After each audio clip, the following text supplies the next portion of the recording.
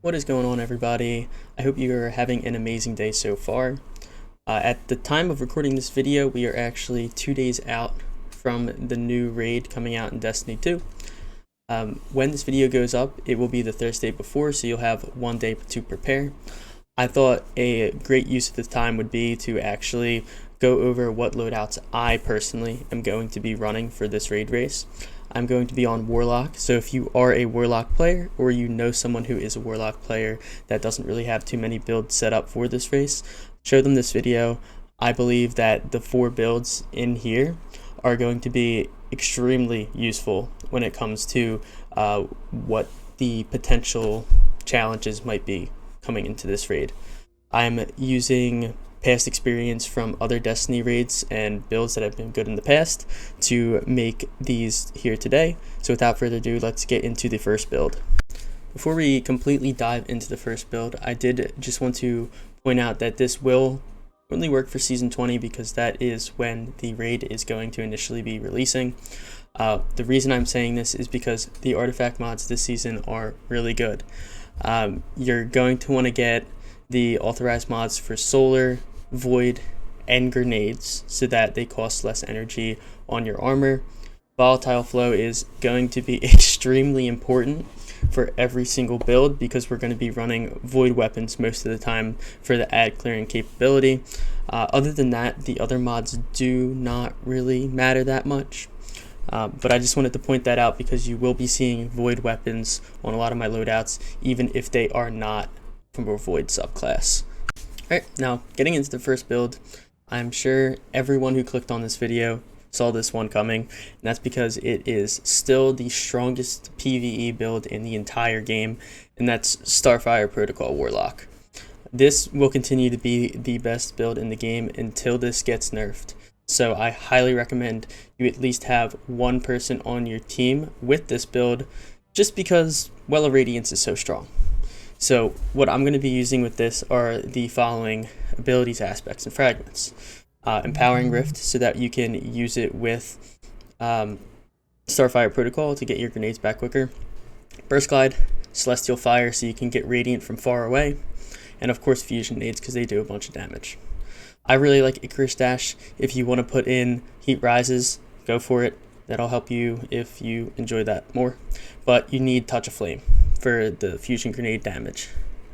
Emperor of Torches because you want to get the radiant for during damage phases. Ashes so you apply more scorch stacks with your grenades. And then Resolve just made this build even better. I can't believe they put this in the game because every time you get a grenade final blow, you will get healed. And then lastly, you're going to want Searing as well, just because it creates fire sprites. That also gives you plus 10 to recovery, and you get grenade energy once you pick up your fire sprites. Other than that, the exotic weapon of choice that I have for this is Witherhoard. It still is amazing with this build, even without the artifact mod that made it weaken. The tick damage just makes it so that you constantly get your grenades back, and that is pretty much the only thing that we use in that slot there. I'm going to continue using Funnel Web because Volatile Flow is a thing this season. It's just going to be better than Incandescent in my eyes for Season 20 at least. And then if you are doing damage, Hothead with Demolitionist Explosive Light is incredible for this build because you can just auto reload your rocket with your grenades. So I really like that. I'm also going to be bringing in Cataclysmic for long damage phases. Even though it was nerfed, it is still the best linear in the game. If you don't want to use Cataclysmic, you can always use Sleeper Simulant because that didn't get nerfed, but I personally still like Cataclysmic a lot more. Then for your armor, on the helmet, you can put whatever mods you want for your stats, but you're definitely going to want at least one Ashes to Assets so that you get your super back quicker. I have 2 just because I could fit it on here, and then a Void Siphon to create Orbs of Power. On your gauntlets, stat mods as well. Firepower, you're going to be getting a lot of grenade kills when add clearing, so may as well put this on for orbs. And then I'm just using Bolstering Detonation to get class ability energy back with grenades, and then to get melee back as well because you're going to be using grenades constantly. On Starfire, I'm going to be using Charged Up so that I can get an additional stack of armor charge. This is for damage phases. And then whatever siphon or resistance mods you want, preferably whatever damage type is coming into you during the encounter. Then I just put on whatever weapon surge I'm going to want the most. For this particular build, since I'm going to be using the rocket launcher the most, I'm going to be putting 3 arc weapon surges on there. Now, if I was switching to Cataclysmic, I would put 3 solar weapon surges on. That's just how I would do it. If you want to put 1 kinetic on as well, you can if you're using Izanagi's Burden, but I highly recommend using a Wither Horde just to get your grenade energy back anyway. Then, lastly, on the class item, I'm using 2 time dilations so that I can just confirm that I will have the 22% damage buff from the weapon surges up the entire time during the damage phase. This build is going to excel in long damage phases or anything where you are damaging a boss. I would suggest at least having 1 Warlock on your team with this because the build is so strong.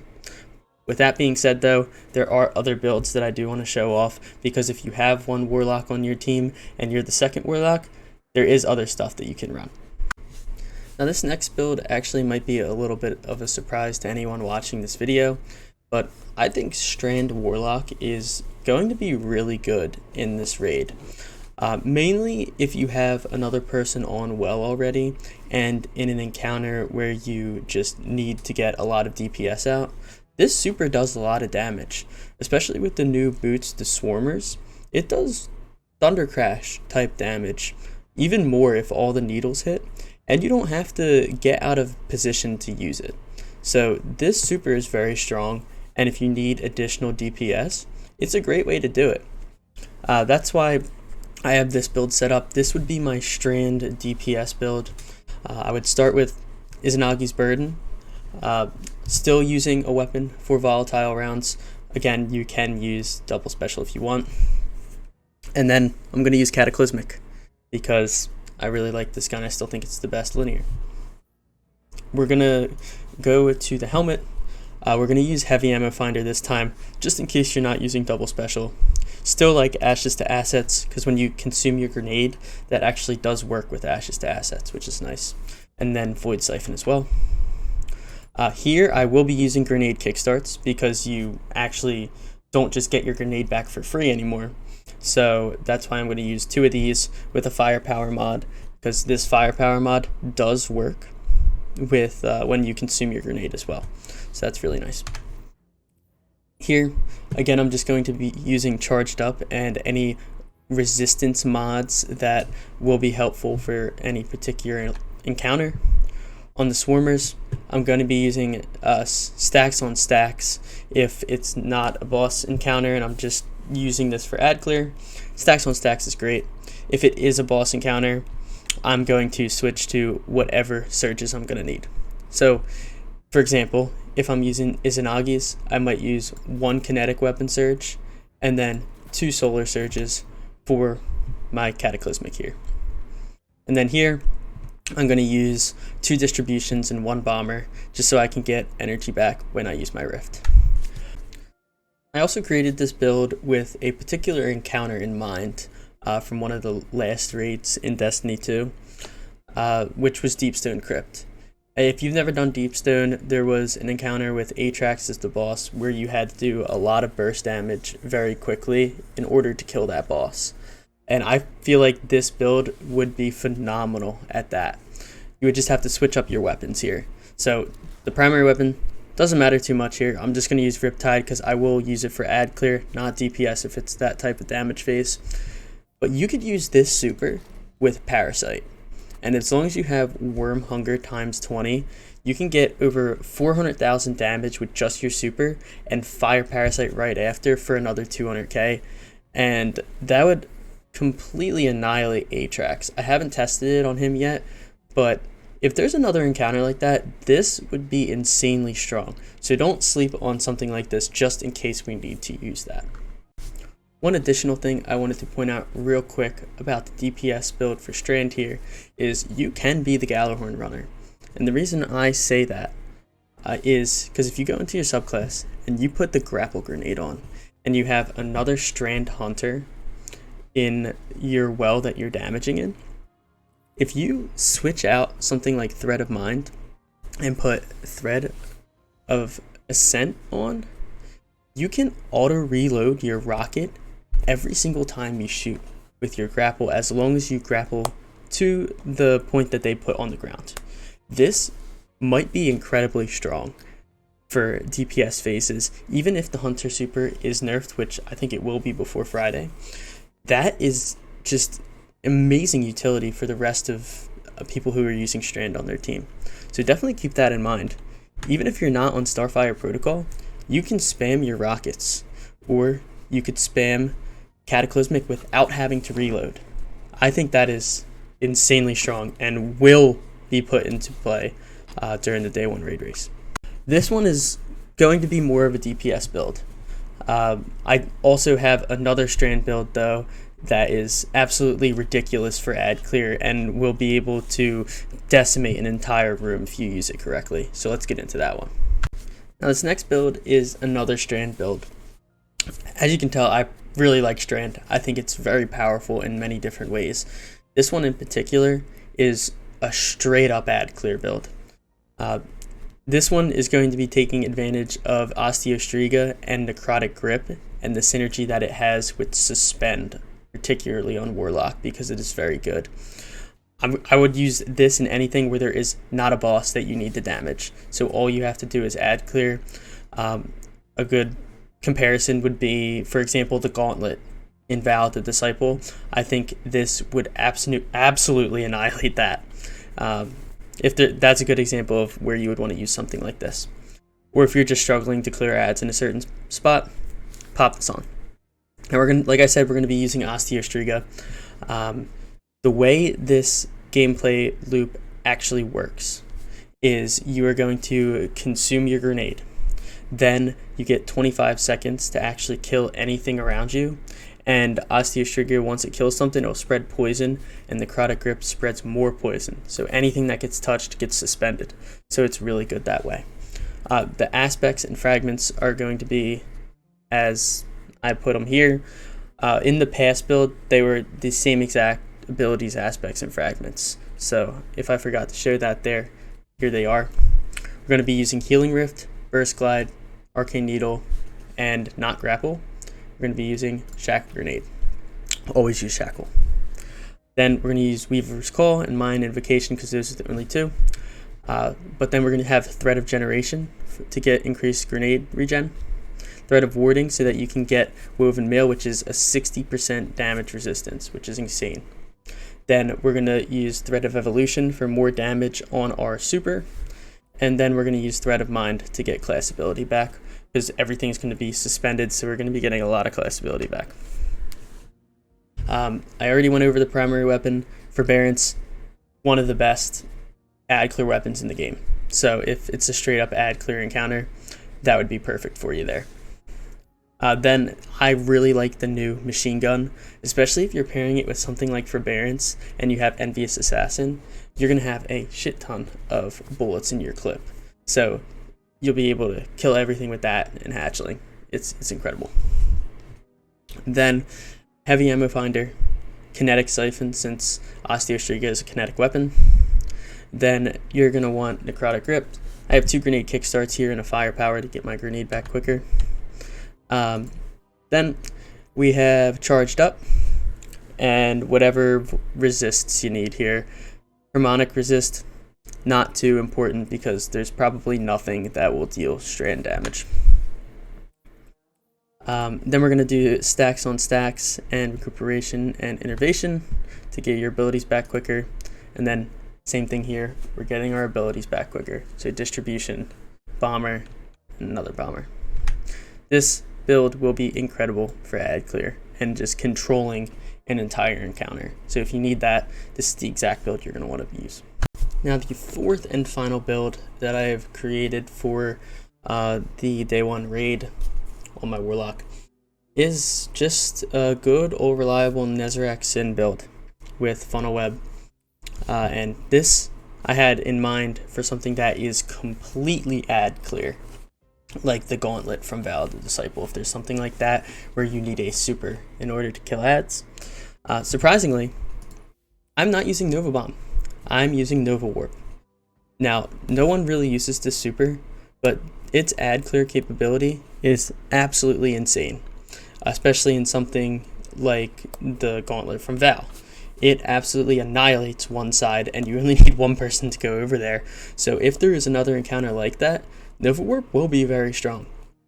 Probably the best add clear super the Warlock has, other than the Arc super, but the Void subclass has more survivability, so that's why I chose this one.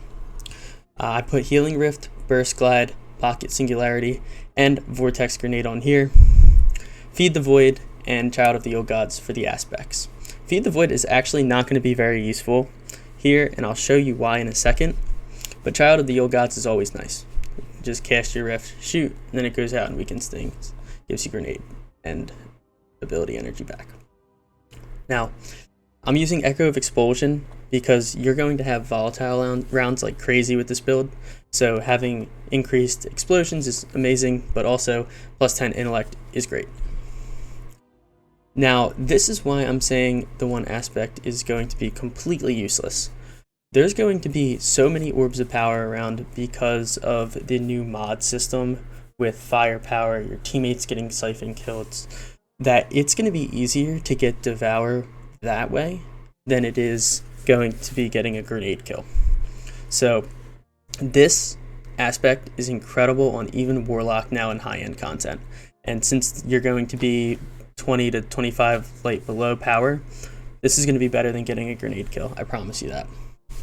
Echo of Undermining to apply Weaken to everything you hit your grenade with, and since you don't actually have to get kills with your grenade, just weakening stuff is pretty big there.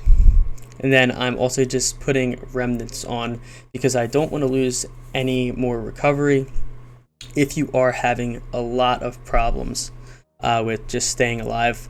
Then I would say putting the new aspect on that gives you a temporary overshield is not a bad idea, but I'd rather have more recovery for my Rift and just health regenning, so that's why I didn't put that one on. When it comes to add clear, I think Riptide is incredible, so I'm going to use that. Funnel Web as well. Gallarhorn, incredible for add clear as well. Then Nezarec Sin is insane. Void Siphon, Ashes to Assets, Heavy Ammo Finder, of course. Then I'm going to use Grenade Kickstarts and Firepowers, just in case you do get grenade kills. And then Charged Up, and then your Resistance mods as usual. Stacks on Stacks, because it's not a damage dealing build, with Recuperation and Innervation. And then we're going to have a Distribution and 2 Bombers on our class item.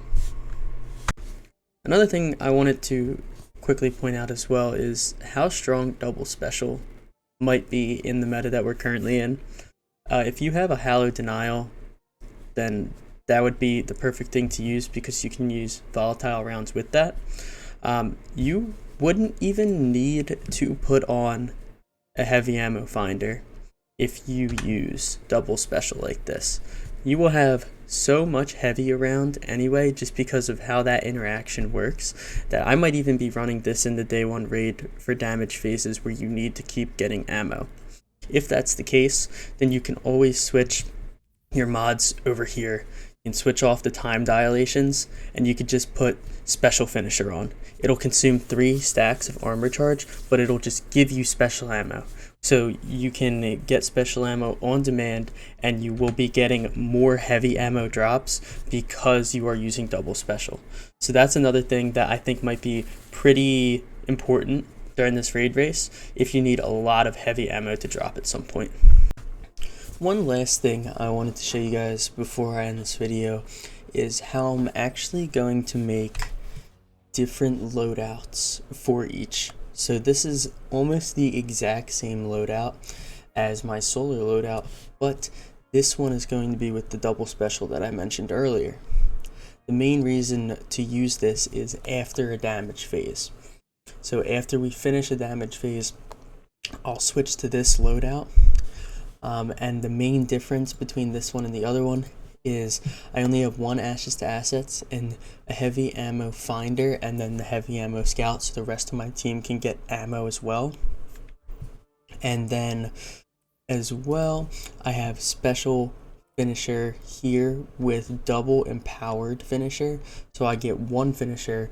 It gives me 3 stacks of charge with light because of charged up, and then the next time I finish I get special ammo, and I also get my charged stacks completely back. If this is completely patched by the time the raid comes out, then I won't be using it, but if it's not, this is a great way to keep ammo in your double special weapons and get a bunch of heavy ammo because you're using something like this. I then am going to do the same exact thing for my Strand DPS build. The only things I'm changing are putting heavy ammo scout on here, taking off stacks on stacks because you don't want to have 4 charged with light stacks or it doesn't work. So you want to make sure you have a max of 3 so you can get all 3 back on each finisher. And then we're also going to do the double empower finisher with the special melee or the special finisher to get your 3 armor charge stacks back and get special ammo after every finish. Another thing you want to point out here is that you are going to want all of your aspects, fragments, and abilities to be exactly the same on both of the builds so that it doesn't reset any of your energy. That is the main thing you want to focus on there. If you made it this far into the video, I appreciate you. I hope some of these loadouts that I went over here today help you out with the day 1 raid and get you clear. My team is going for their first ever attempt on a day 1 raid. I'm excited for it, but we'll see how it goes. So if there's any other loadouts that you're going to be using on Warlock that you would want to let people know about, just drop them down in the comments. If you have any gripes with any of the builds that I'm bringing into the raid, also let me know, because I want to know what you guys are thinking for that as well. Well, I hope everybody has a great rest of their day, and good luck for that day 1 race.